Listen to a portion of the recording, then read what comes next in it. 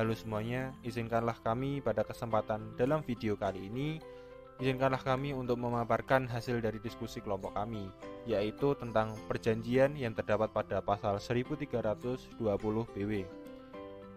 Selanjutnya yaitu anggota. Kelompok 6 sendiri memiliki beberapa anggota, yaitu yang pertama Adriani Anggitasari, yang kedua Rahmandika Bagas Danendra, yang ketiga saya sendiri Vito Bertinovian Putra, yang keempat Afrika Clarissa. Dalam video kali ini kami akan memaparkan beberapa poin atau pembahasan mengenai perjanjian yang terdapat pada pasal 1320 BW, yaitu yang pertama pengertian perjanjian, asas-asas perjanjian, syarat-syarat perjanjian, dan yang terakhir syarat-syarat batalnya perjanjian. Yang akan saya bahas kali ini yaitu pengertian perjanjian. Pengertian perjanjian dapat ditemukan pada pasal 1313 yang berbunyi suatu perbuatan dengan mana satu orang atau lebih mengikatkan dirinya terhadap satu orang lain atau lebih. Nah, yang dimaksud dengan rumusan yang dimaksud dengan pasal tersebut yaitu perjanjian menimbulkan perikatan atau perjanjiannya obligatoir. Nah, apa sih perjanjian yang obligatoir itu? Perjanjian yang obligatoir adalah suatu perjanjian di mana yang mengharuskan atau mewajibkan seseorang membayarkan atau menyerahkan sesuatu. Misalnya, penjual harus menyerahkan barangnya. Nah, dapat dipahami bahwa penjual dan pembeli itu memiliki keterikatan satu sama lain dan memiliki kesepakatan satu sama lain. Nah, lalu yang selanjutnya yaitu apa isi dari BW pasal 1320 atau apa isi dari Kitab Undang-Undang Hukum Perdata yang lebih tepatnya menuju ke pasal 1320 mengenai perjanjian.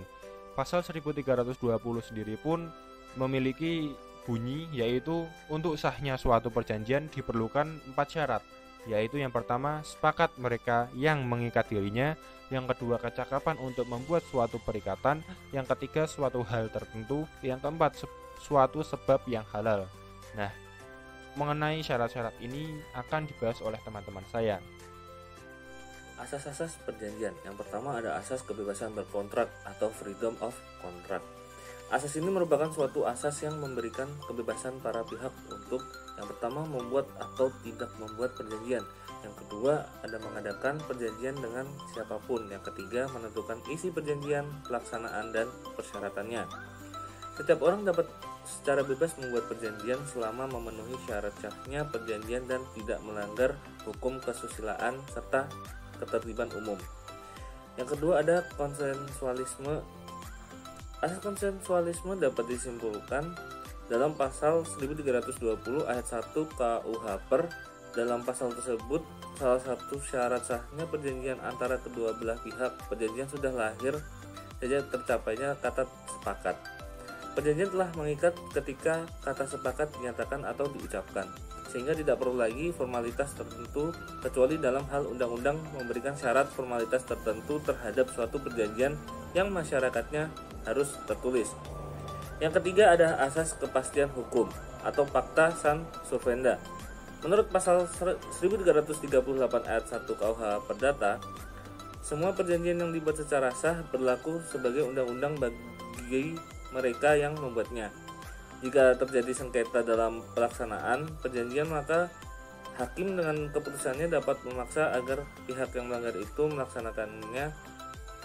melaksanakan hak dan kewajibannya sesuai dengan perjanjian. Bahkan hakim dapat meminta pihak yang lain membayar ganti rugi.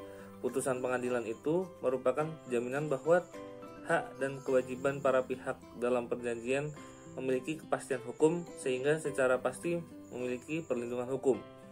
Yang keempat, ada asas itikat baik atau good fight. Asas ini tercantum dalam pasal 1338 ayat 3 KUH Perdata. Perjanjian harus dilaksanakan dengan itikat baik. Dalam asas ini, para pihak yaitu pihak kreditur dan debitur harus melaksanakan substansi kontrak berdasarkan kepercayaan atau keyakinan yang teguh maupun kemauan baik dari para pihak.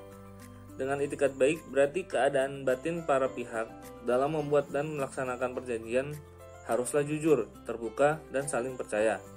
Keadaan batin para pihak itu tidak boleh dicemari oleh maksud untuk melakukan tipu daya atau menutupi keadaan sebenarnya. Yang kelima ada asas kepribadian atau personality. Asas kepribadian berikut ini perjanjian hanya mengikat para pihak secara personal dan tidak mengikat pihak-pihak lain yang tidak memberikan kesepakatannya.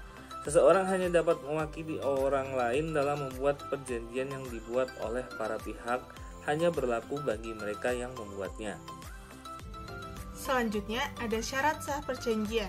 Menurut pasal 1320 KUH Perdata, terdapat 4 syarat sah perjanjian. Yang pertama, ada kesepakatan yang mengikat antara kedua belah pihak.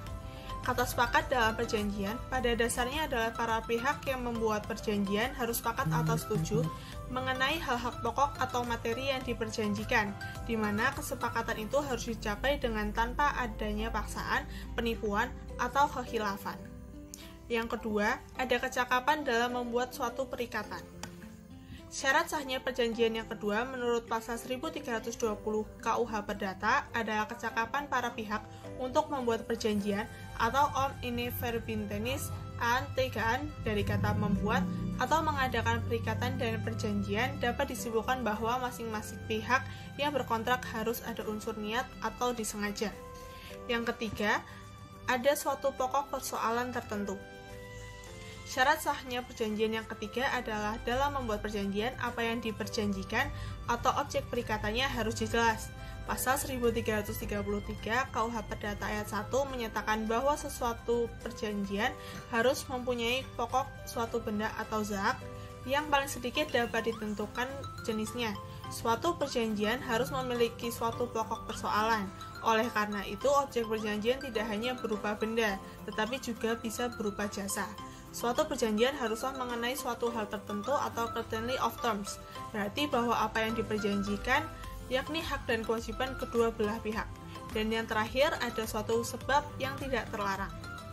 Sebab syarat sahnya perjanjian yang keempat adalah tidak boleh memperjanjikan sesuatu yang dilarang perundang-undangan atau yang bertentangan dengan hukum, nilai-nilai kesopanan ataupun ketertiban umum. Contohnya melakukan perjanjian jual beli barang haram narkotika atau perjanjian perdagangan orang atau manusia dan sebagainya. Perjanjian semacam ini dilarang dan tidak memenuhi syarat sah suatu perjanjian atau kontrak. Selanjutnya ada syarat subjektif dan syarat objektif perjanjian. Persyaratan yang pertama dan kedua disebut syarat subjektif karena berkenaan dengan subjek perjanjian, sedangkan persyaratan yang ketiga dan keempat berkenaan dengan objek perjanjian dinamakan syarat objektif. Perbedaan kedua persyaratan tersebut dikaitkan pula dengan masalah batal demi hukumnya atau nietek atau null and ab initio dan dapat dibatalkannya atau vanitikbar voidable suatu perjanjian. Apabila syarat objektif dalam perjanjian tidak terpenuhi, maka perjanjian tersebut batal demi hukum atau perjanjian yang sejak semula sudah batal. Hukum menganggap perjanjian tersebut tidak pernah ada. Apabila syarat subjektif tidak terpenuhi, maka perjanjian tersebut dapat dibatalkan atau sepanjang perjanjian tersebut belum atau tidak dibatalkan pengadilan, maka perjanjian yang bersangkutan masih terus berlaku. Syarat pembatalan perjanjian yang diatur dalam KUH.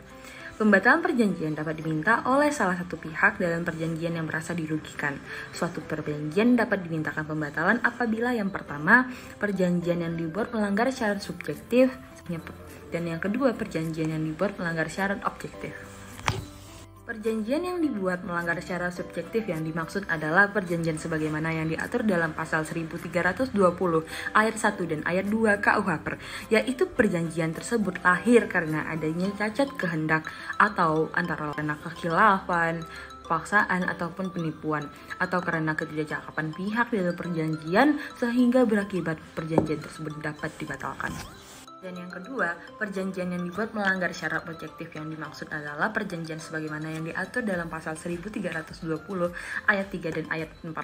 Perjanjian yang dibuat tidak memenuhi syarat objek tertentu atau mempunyai kausa yang tidak diperbolehkan seperti bertentangan dengan undang-undang, ketertiban umum, dan kesusilaan sehingga berakibat perjanjian tersebut batal demi hukum atau nitik.